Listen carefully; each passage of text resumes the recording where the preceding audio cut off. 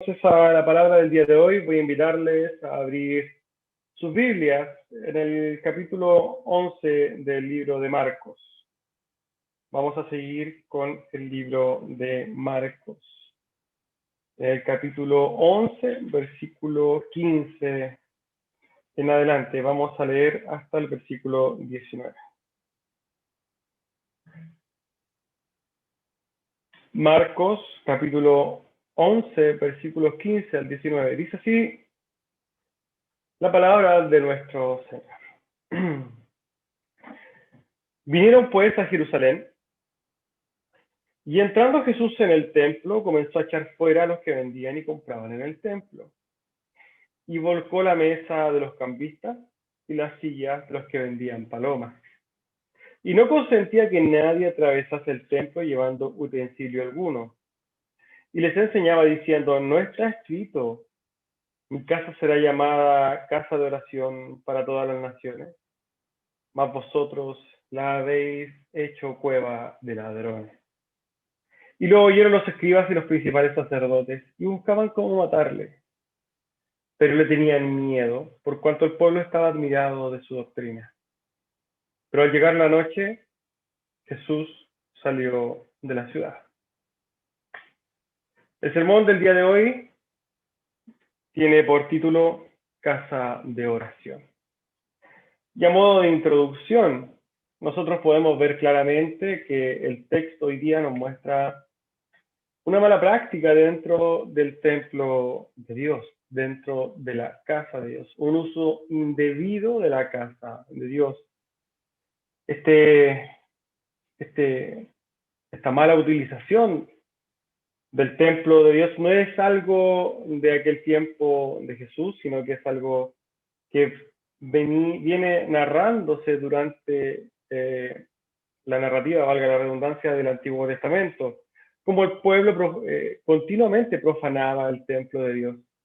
En una enorme cantidad de veces el pueblo de Israel profanó el pueblo de Dios, venían purificaciones, se profanaba, y era una conducta regular durante la narrativa del Antiguo Testamento.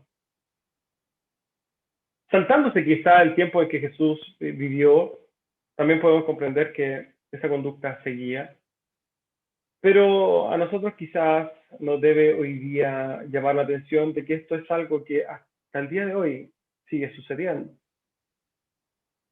Los templos cristianos, la casa de Dios, con el tiempo y hoy día particularmente se han transformado en centros sociales. Quizás no tenemos imágenes dentro de nuestros templos cristianos, pero la iglesia el día de hoy lleva a cabo tremendas aberraciones ante los ojos de Dios, pensando que están presentando una oración, una adoración de corazón. Hoy día ya no hay imágenes, ciertamente, pero hay escenarios, hay ídolos, ya sean estos levitas, cantantes famosos, pastores o apóstoles ungidos, sobrenaturales. Hay una centralidad en el hombre cada día más fuerte, dejando fuera la centralidad de Dios. Hay emocionalismo en vez de obediencia. Hay shows de todo tipo para poder traer gente a los templos. Los templos hoy día están llenos de gente, pero están vacíos de hijos de Dios, hablando en la generalidad. Es tremendo lo que está sucediendo el día de hoy, hermanos, en las iglesias. Si Cristo estuviera el día de hoy, acá haría una purificación también similar. Pero vamos al texto para que podamos ver el desarrollo del sermón del día de hoy. Versículo 15. Vinieron pues a Jerusalén, y entrando Jesús en el templo, comenzó a echar fuera a los que vendían y compraban en el templo. Y volcaba la mesa de los cambistas y las sillas de los que vendían palomas. Contextualicemos un poco. Jesús sabemos que había comenzado su última semana, la última semana de su ministerio terrenal. El día de ayer, Jesús había llegado a Jerusalén y había sido recibido, ¿cierto? Hosana, Hosana, hijo de David. Luego de eso había vuelto a Betania, y al otro día, saliendo de Betania de vuelta a Jerusalén, había maldecido una higuera que figuraba, ¿cierto?, al pueblo de Israel. Esto lo vimos la semana pasada. Hoy entramos a un momento posterior a la maldición de la higuera. Jesús entra en Jerusalén y va directamente al templo. Jesús entra en este templo. ¿Qué sabemos nosotros de este templo? El templo de Salomón,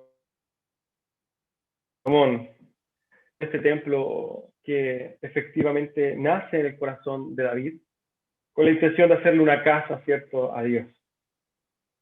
Pero David no fue quien edificó este templo, fue su hijo el que finalmente lo lleva a cabo su construcción. También sabemos que durante diferentes reinados, ¿cierto?, dentro de la narrativa del Antiguo Testamento, en diferentes fue purificado y fue profanado, ¿cierto? También sabemos que fue saqueado y que fue finalmente destruido por el imperio de Babilonia cuando finalmente llegan y conquistan al reino del norte, el reino de Judá. Unos 50 años más tarde, después del exilio de los israelitas, un grupo de judíos regresa a Jerusalén y inmediatamente se reconstruye el altar del nuevo templo. Esto aparece en Esdras. Tiempo después de esto comienza una reconstrucción definitiva de este templo, pero nunca se terminó de construir hasta poco menos antes de su segunda destrucción por el Imperio Romano en el año 70. Después de muchos saqueos, profanaciones y purificaciones, finalmente Herodes el Grande modificó y amplió este templo, lo agrandó, lo mejoró. Podríamos considerar un nuevo templo, un templo renovado, y ese era el que en el tiempo de Jesús existía.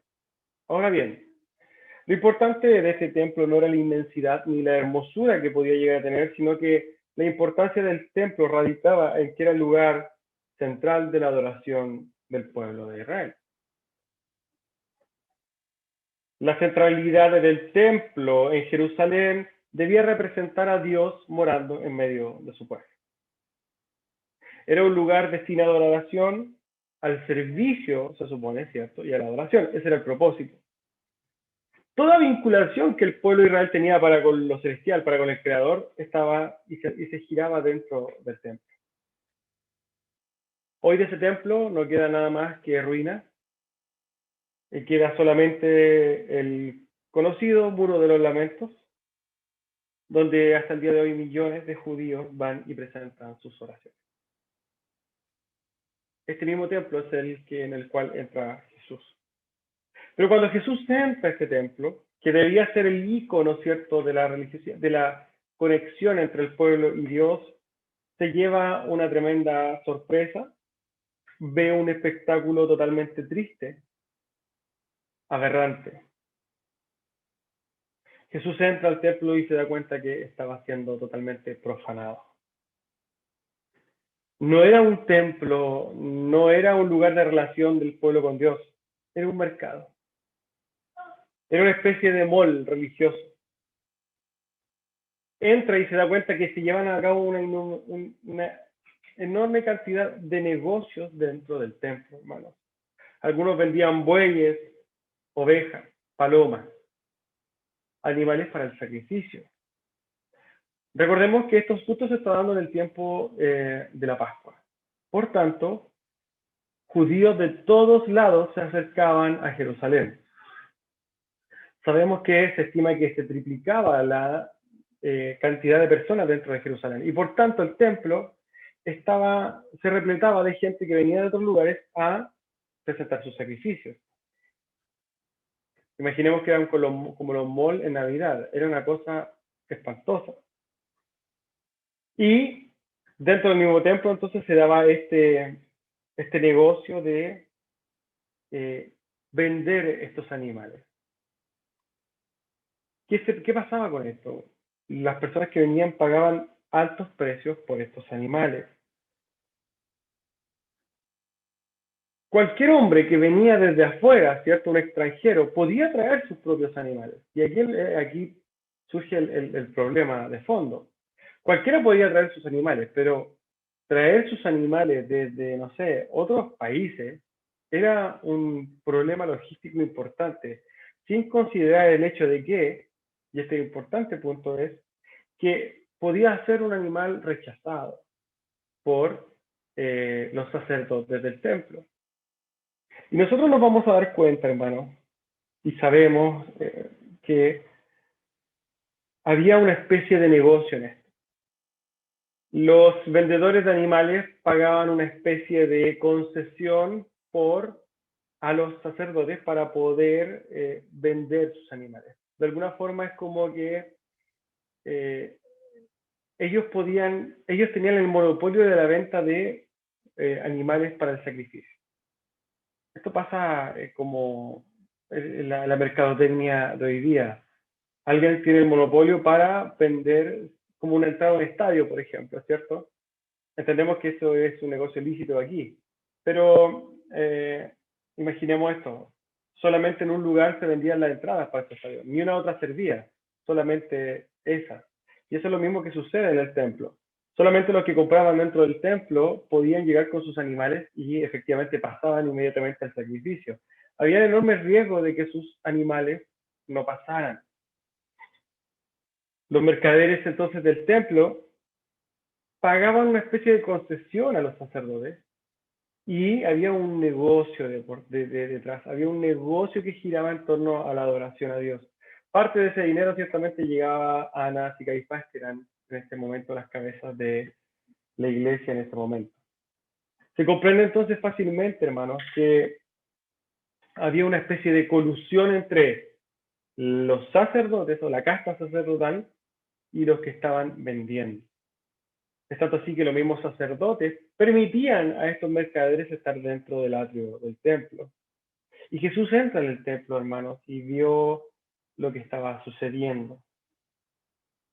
Y empezó a generar una purificación de alguna forma dentro de este lugar. Si nosotros nos preguntamos, hermanos, y yo creo que para esto no hay que tener ningún grado quizás de digamos, súper entendimiento, o no hay que tener quizás, la palabra esta es, no hay que tener entendimiento para comprender el hecho de que esto no tenía nada de adoración a Dios. Habían hombres que iban de corazón a adorar a Dios. Ciertamente, esto no está en duda. Había un montón de hombres que iban con las mejores intenciones a presentar un sacrificio a Dios. Pero se encontraba que dentro de este sistema religioso había un tremendo negocio.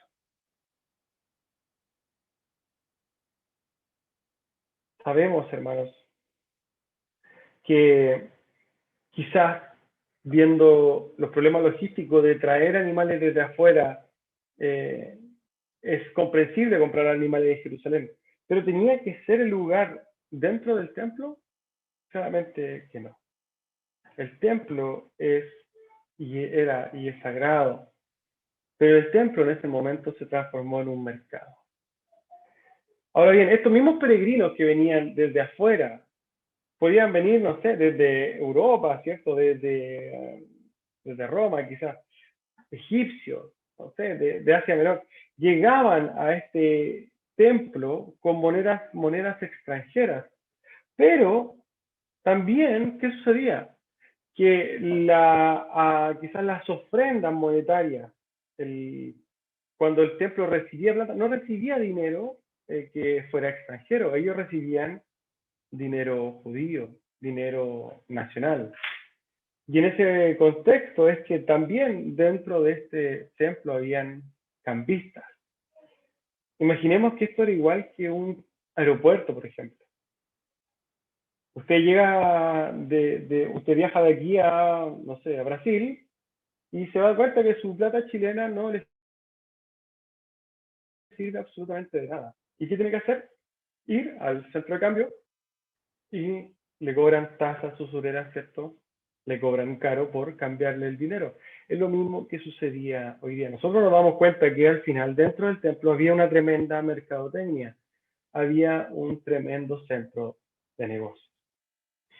Comprendiendo esto, hermanos, no es difícil imaginar la indignación que se encendió, esta ira santa que se encendió en Cristo. De haber sido un celo santo en Cristo que lo llevó a tomar acción en esto. Y nos narra el texto que comenzó entonces a volcar las mesas de los cambistas y a tirar también la silla de los vendedores de animales. Comenzó a purificar el templo, los comenzó a echar. Versículo 16 nos dice, y no consentía que nadie atravesase el templo llevando siglo alguno. No era solamente esa la profanación del templo, hermano. Aquí hay algo que hay que comprender el contexto para poder saber qué más pasaba ahí. Si ustedes se fijan, dice, y no consentía que nadie atravesase el templo. ¿Y por qué? ¿Por qué la utilización de esta palabra? La explicación es esta. Las puertas del templo estaban localizadas de tal forma que hacía muy fácil y conveniente usar el templo como una especie de atajo para cortar camino entre la ciudad y el monte de los olivos. Marcos es el único de los evangelistas que nos hace este hincapié, nos da esta información. Lo que hace Jesús es que no permitía que el templo fuera una especie de paseo, un atajo, ¿cierto? ¿Por qué? Porque la gente que iba de la ciudad a los Montes del Olivo con cualquier cosa pasaba por ahí. El templo ya ni siquiera era observado con solemnidad, hermano, sino que era parte de un camino más. Un camino donde uno cortaba, ¿cierto?, este camino y donde podías pasar con lo que se te imaginara. ¿Cuál era la reverencia debida al templo? ¿Había reverencia en el templo? No existía, hermano. Si nosotros vemos qué es lo que se exigía dentro de la purificación de este templo, era que nadie entraba a la casa de Dios con un bastón, nadie entraba con zapatos, nadie entraba con una bolsa, nadie debía entrar con polvo en sus pies, nadie debía cruzar por él, menospreciándolo, menospreciando el lugar, haciéndolo, por ahí hay una jerga que dice lugar para escupir, como un pedazo de terreno más. Recordemos lo que pasó con Moisés cuando se presenta, le dice, quítate las sandalias, lugar santo. Era lo mismo que se debía manifestar en el templo, verlo de esta misma manera, pero ya se estaba transformando en un lugar donde veía Jesús que la gente pasaba con vasijas y objetos que incluso se usaban para propósitos profanos, para adoraciones idólatras, y pasaban por el templo, envilecían el templo, hermano. Ensuciaban esa tierra que se supone que era un lugar apartado. Es por eso que Jesús dice, la palabra dice que Jesús no consentió tampoco que nadie atravesase con el templo. Y esto nos enseña algo, hermanos, también. Nosotros vemos en este contexto que efectivamente hay una mala utilización del templo, pero también hay una falta de respeto del templo. ¿Cuántas veces nosotros, hermanos, en los templos dedicados a Dios, ya no solamente el templo de Dios de Salomón, sino que en todos los templos que hay en el mundo hoy día, millones quizás, vemos cómo la casa de Dios es un lugar más. Es lamentable porque la falta de reverencia que manifestaban los judíos, la casta religiosa, es la misma que hoy día manifiesta en la iglesia dentro de los templos. Hoy día en los templos pasa cualquier cosa, hermano, menos lo que debería realmente suceder, que es la reverencia y la consideración de la santidad del lugar. Imaginemos que nosotros hoy día vemos en ciudades como Europa, hermano, que se ofenden cuando pasan en lugares que son íconos quizás de la historia mundial. Vemos, por ejemplo, no sé, en Estados Unidos que pone, por ejemplo, no pasar en lugares que son delicados por su, digamos, por su trastónica, no sé. Hay una preocupación por la carga que trae en ciertos lugares. Hay una preocupación por el cuidado de ciertas cosas. ¿Cuánto era lo que tenían que ellos preocuparse del cuidado del templo? Si era el lugar más importante, se supone, del mundo, era el lugar donde moraba, se supone, la presencia de Dios. Podemos comprender que el carácter, ¿cierto?, de esta práctica era propio, el dejar que la gente pasara por el templo como un lugar como un cabima. Y Jesús lo condena. Jesús no permitía que pasaran por ahí. Jesús manifiesta no solamente eh, su ira santa, su desaprobación con el hecho de que estaban haciendo mercadeo, sino que el hecho de que estaban pasando por ahí y considerando quizás como algo más. No consideraba la santidad de aquel lugar. Continúa el texto, dice, versículo 17. Y les enseñaba diciendo, ¿no está escrito? Mi casa será llamada casa de oración para todas las naciones. Mas vosotros la habéis hecho cueva de ladrones. Mientras Jesús estaba limpiando, echando gente, mientras estaba volcando las mesas, podemos imaginar que con mucha fuerza estaba amonestando, regañando fuertemente a los que estaban ahí. ¿Acaso le decía al pueblo, acaso ustedes no leyeron Isaías 56? Que el propósito de este templo era traer a las personas de todo el mundo para que conocieran al Dios vivo y verdadero. Isaías 56:7 dice, yo los llevaré a mi santo monte y los recrearé en mi casa de oración. Sus holocaustos y sus sacrificios serán aceptos sobre mi altar, porque mi casa será llamada casa de oración para todos los pueblos. Es claro, hermanos, que el templo tenía un propósito. Tenía el propósito de ser un lugar donde Dios se encontraba con su pueblo. Un santuario para la tranquila devoción espiritual, para la oración, para la meditación, para la comunión, para la presentación de los sacrificios que apuntaban a Cristo. Tradicionalmente sería un lugar donde los hombres de todas las naciones podían ir y de alguna forma acercarse a Dios.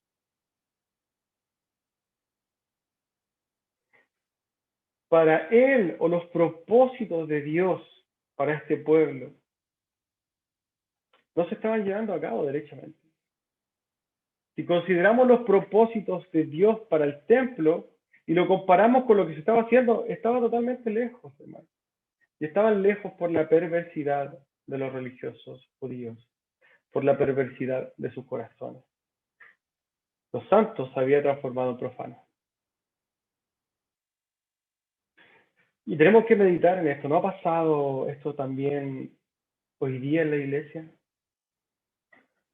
No con un templo, como habíamos dicho, con miles, quizás millones de templos, donde el propósito mismo de estos mismos templos ha sido totalmente profanado, ha sido dejado de lado. Donde el propósito no se ha llevado a cabo y la forma se ha tergiversado totalmente, se está haciendo de una forma totalmente errónea, se ha cambiado la liturgia del templo. La forma de presentar la adoración a Dios corrompido totalmente, la solemnidad de los templos ya no existe y el respeto por la casa de Dios ha desaparecido completamente. Hoy día vemos, hermanos, que se hace cada barbaridad dentro de la iglesia. Usted ve en el mismo Facebook, puede ver cómo en la iglesia hoy día hacen circos, hacen trencitos, empiezan a bailar, hacen shows, incluso ponen música mundana, poniéndole letra, entre comillas, cristiana. Se hacen tantas cosas. Y que si Cristo estuviera acá, hubiera ciertamente hoy día purificado también los templos. ¿Dónde está la devoción profunda del corazón? la búsqueda de la comunión. ¿Dónde está la solemnidad para un lugar que es santo? Un lugar donde uno se encuentra con Dios. La consideración de este lugar.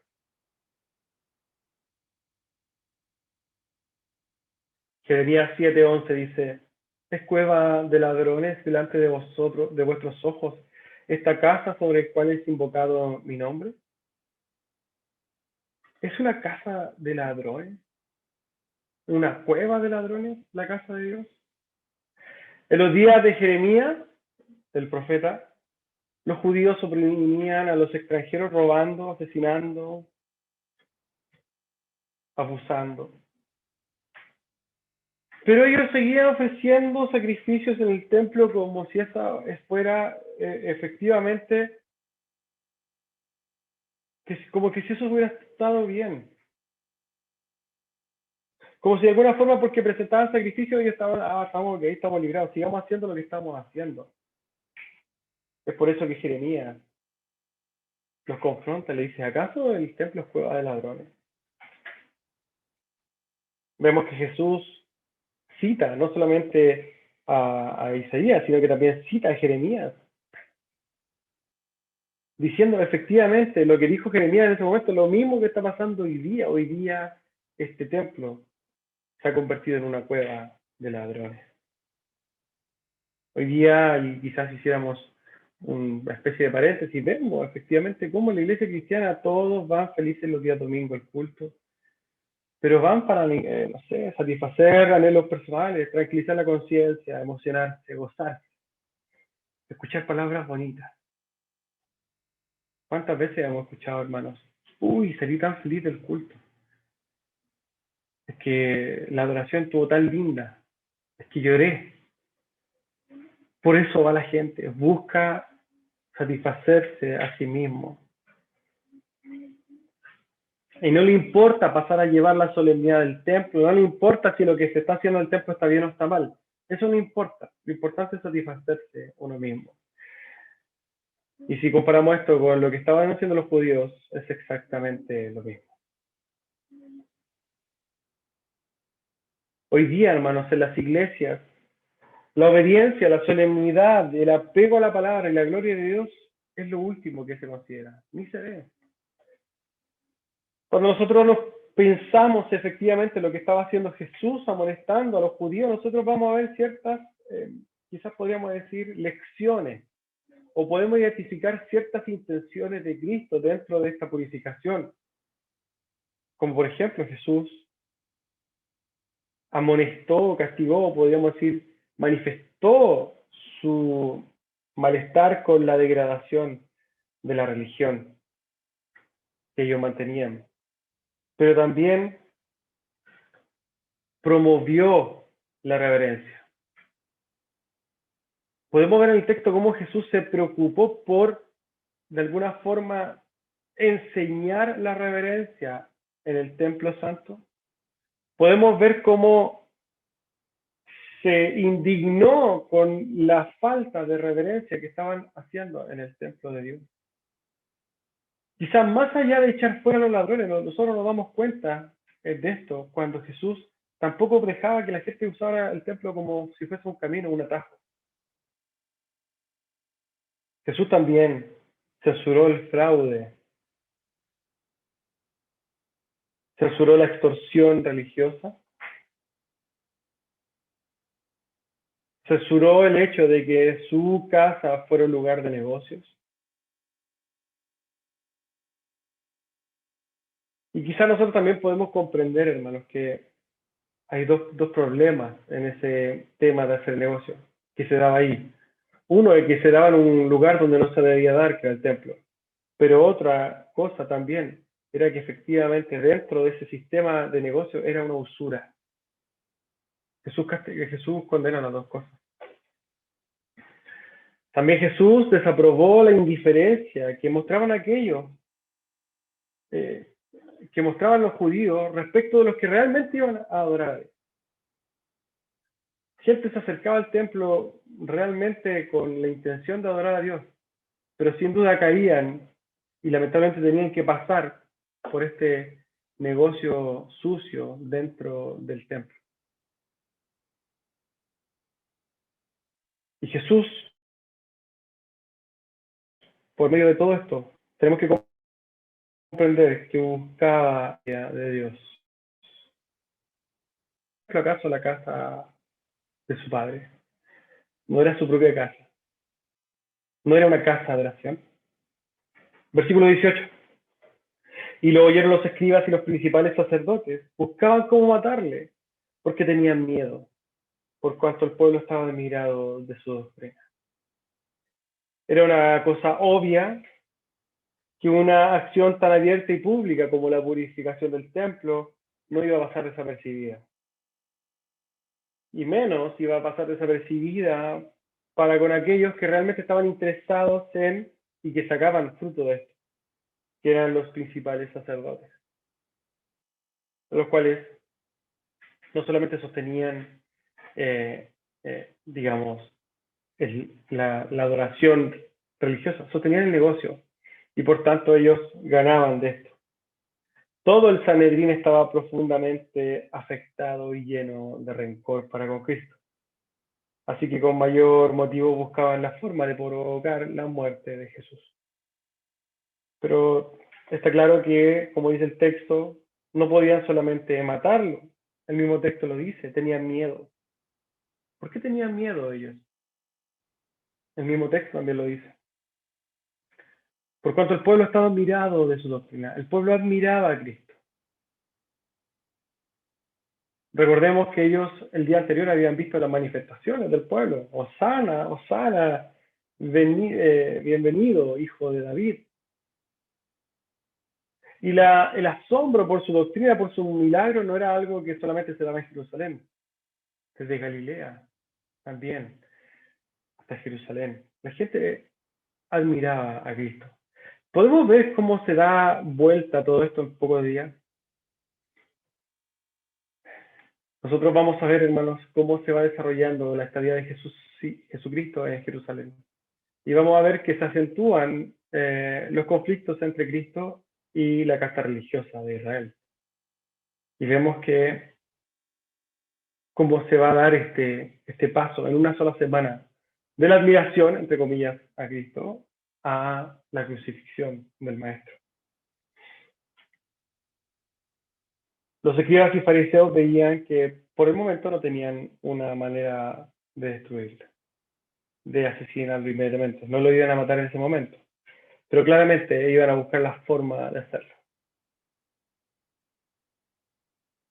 Independiente, hermano, de cómo se dieron las cosas o cuál era lo que estaba sucediendo, nosotros sabemos que la soberanía de Dios estaba todo estaba decretado y iban a darse las cosas tal como habían sido decretadas. El último versículo del texto lo dice, pero al llegar la noche Jesús salió de la ciudad.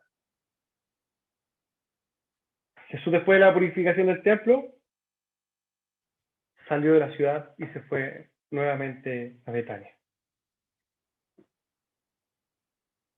Jesús concluye este día, concluye esta purificación del templo. Este texto de la purificación del templo aparece en los tres evangelios. Y efectivamente ocurrió en esta misma semana en que él iba a ser crucificado. Nosotros vamos a ver en esta última parte de Marcos cómo se narran con mayor detalle los acontecimientos que se dan en Jerusalén en la última semana de la vida de Cristo. A modo de conclusión, y quisiera terminando el sermón, vamos a decir esto. El templo construido por Salomón tenía un propósito que fue totalmente olvidado por el sistema religioso judío de aquel entonces.